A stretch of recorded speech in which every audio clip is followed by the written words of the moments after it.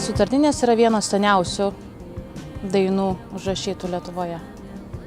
Sutartinių gražumas slypi ne tik toj dermėj, kurie ateina iš tų labai senų laikų, bet aš galiu matyti, kaip dabar šiuolaikiniam žmonėm, susijungus į vieną ratą, kas būna labai jau retas atvejis, tai gimdo labai stiprų bendruomeniškumą. Žmonės, kurie stoja ratu ir dainuoja, ypatingai šiuo atveju, kada dainavimas, galima sakyti, namuose ar paprastoj buity yra miręs.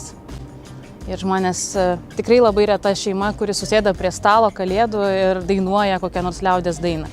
Aš žinau, kad tikrai tokių yra, bet tai yra tikrai vienetai. Ir būtent sutartiniai žmogus jisai gali dainuoti masėje, nebijodamas, nekompleksuodamas.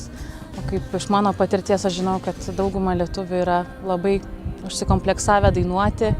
Yra visokiausių pasakymų, ten meška ant ausies dramblys ir ten, žodžiu, visa gyvūnija ant ausies, tik neduokit man dainuoti.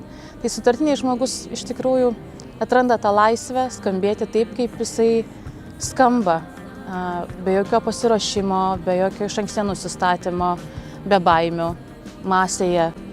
Tai yra naujovė, sutartinės nebuvo dainuojamos masiškai, jos nebuvo giedamos tokios taip kaip dabar, po 200 žmonių, po 100. Tai yra tokia atgimimo banga, sutartinėms nauja ir tai yra labai gražu. Tai, ką gimdo sutartinės, būtent patyrus jas. Klausyti yra viena, dainuoti yra visai kas kita.